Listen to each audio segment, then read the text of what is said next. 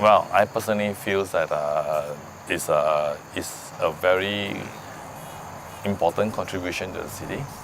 Yeah, because when we started off in 2000, it's just an idea of the plan, the architects and planners going through Singapore, finding places of identity, of characters that we can actually hold, make more, make something more.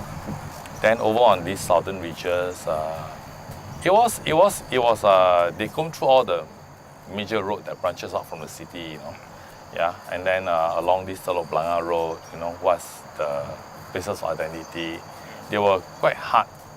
They had some difficulty at first in trying to see, but after stepping up back and then looking at it, at that point was Mrs. Koh was a chief planner, yeah. So then you realize, hey, we have these nice hill parks, that is that forming the character already for this area. The idea sprung, okay, what if we can connect the hill parks together? But how to do it? So that's where they started to come out with the idea of a high-level link, mid-level link, turning part of the nursery into opening it up to the public. So it sort of connect up. So it formed this 9-kilometer all the way to Clementi Woods. Yeah, I think the whole idea is to create a sense of surprise, a sense of place. And when we did the project, we wanted that people, when they walk along the bridge, they actually walk along a curve, so that every moment when you walk, you see a different part of the city.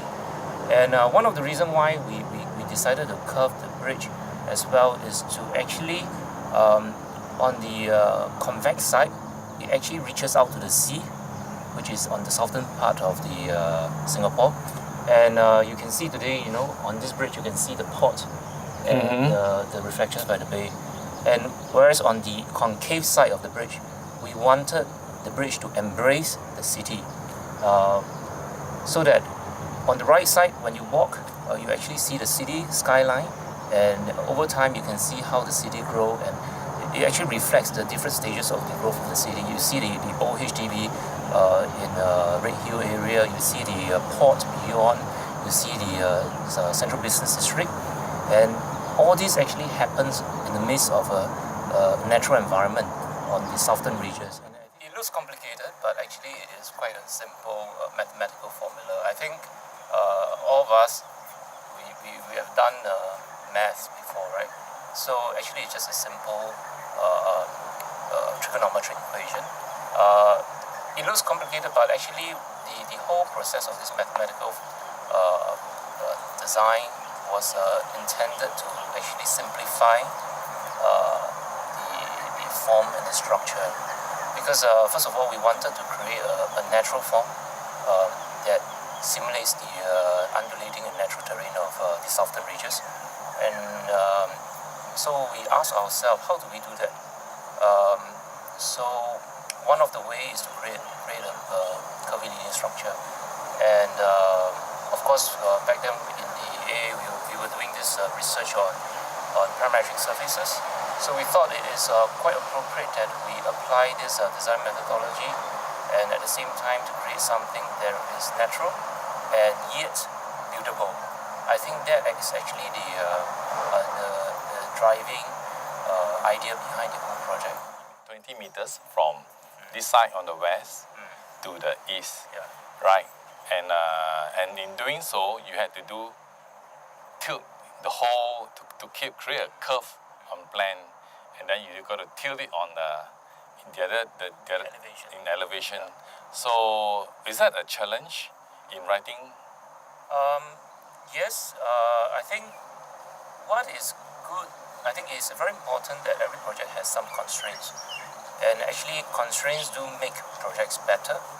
And they do present us with a set of parameters that we have to work with.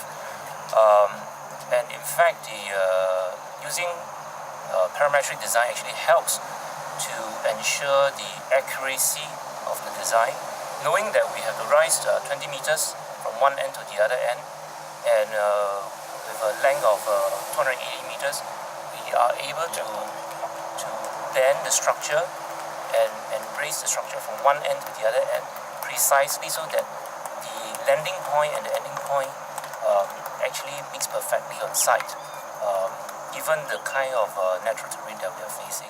We wanted the bridge, the timber deck, to actually extend into the structure so that it also becomes a sitting and a backrest for the users. Because we wanted to create not just an infrastructure, or a bridge that simply connects two points. We wanted to do a little bit more, given that we know we are connecting the southern ridges, and it will be used as a leisure facility as well.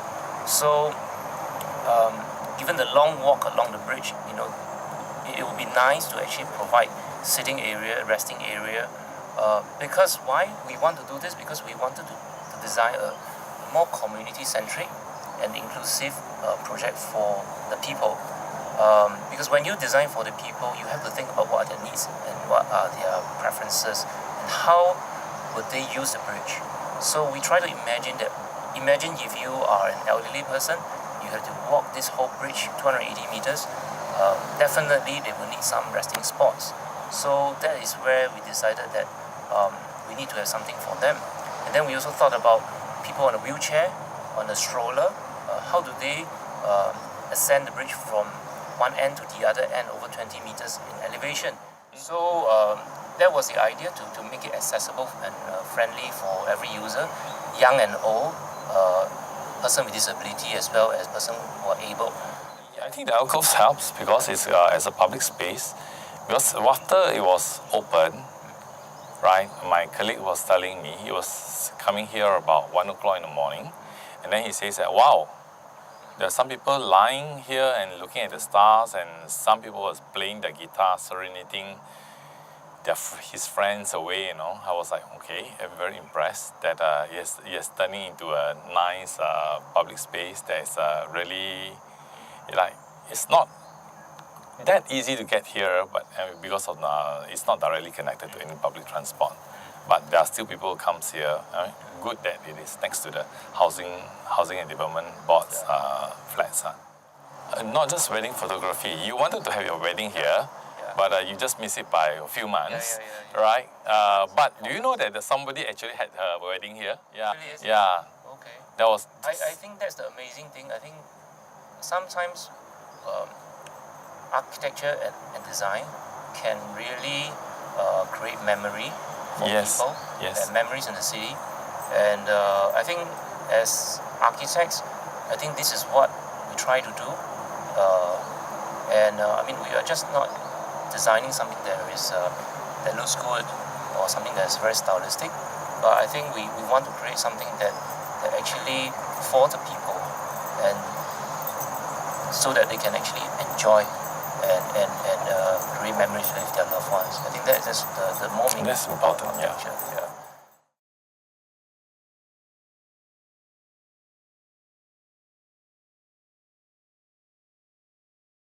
Interesting story went behind is it doesn't came at the office, but was one weekend before that. And we were, of course, the competition time, and went out for a family gathering and park events in Sungai Buloh. So they had this interesting performance, and they came up with this idea of using some plant to do some dance. That is the mouse a minute. So using creepers to do a dance, and we sort of came back to the office and said how we can draw metaphorically. How can we at the same time inspired by nature, and how we can also at the same time come up with a solution which we have a relationship with the nature. So we see our architecture very much like an organic plant, which is now today you can see it's a metal pattern, because this mouse a mini plant is a creeper, it's very vigorous creeper. It attaches itself to the natural topography and it has these triangular shapes, Yeah. which we make it Yeah. as a modular Yeah. system. And slowly, so as you walk up the hill, the 70 meter, you're actually slowly following the creeping up of the the hill part. Metaphorically. Yeah. Oh, okay. I think I should be able to imagine that the next time I walk along here. The topography is just amazing because we're talking about, 70 meters, 20-story difference. There are many interesting features we notice. There's a valley, there's a steep cliff portion we can see, and there's also very natural wooded area. But at that time we were interested in a few things, and one Okay. of which is the idea of Kids Apart. And the idea of Kids Apart was very much the idea of prefabrication. So at that time our office was trying to look at how things can be modularized. This is about 10 years ago. The success of the project is because of we went into this idea of making things into modular, and therefore it can be adapted to various Terrain. and certain area we want to avoid. So Yeah. it become a highly adaptable system Yeah. by having this prefabricated components. And of course, I think you also understand that we have to confine ourselves within 2-meter walking zone on both sides, Yeah. and thereby minimize the Yeah. unnecessary falling of beautiful mature trees. Yeah. So it's not a free site, Yeah. per Yeah. se. So that was So I would say, although it gives us a lot more big canvas, but it also the site has a lot of constraint. Yeah. Like one of them is this major, high tension cable, Yeah. and half of Singapore will black off if we not not one of them. one of them. So when you first conceive all this BRC, did you conceive as metal kind of thing? Yeah, it is a metal. It is an engineering man-made. Yeah. That in itself trying to also have its own integrity and also work in dialogue with the whole hill part. Yeah. I also noticed that because you are architect, okay, you have appreciation for something more lightweight kind of thing. So, and then your design of the bridge also, it's not like big, huge column, or big, huge support, but it's a much more sensible and more aesthetically pleasing in that sense. Right? I think there was one weekend when we was first open. I think that moment when I came with my family, and that weekend it's no longer I'm the architect, but I'm like part of the larger crowd of people, and I saw people on wheelchair and children on stroller, and that to me that's the biggest moment of realization that Yeah. by making this elevated walkway accessible, it means so much to the people. And I realized the importance of the project is not so much at the technical challenges, but is the ability for people to get Enjoy back the to space. nature. Yeah. Yes. Yeah. Yeah, And get I close think to the nature. Surrounded by all this I greenery. totally share with you that experience. That One way- immersive experience Yeah. is so much more important. I And by providing this contiguous, gradient-friendly, it means so much to the people, and that freedom, that freedom of for people to enjoy. I think we talk they were about very, freedom I of think space. they were very surprised at how close they can get to nature. I for one, if I'm not involved in the project and knowing that what's the constraint that we actually be working with, I'm Yes. like, oh, this was here all the while. Yeah. That kind of feeling. There's always a very we always joke among ourselves. For every step that we walk on the walkway, Yeah. every step you feel so easy. It is the reverse proportion of how difficult it is to construct that one step. Yes.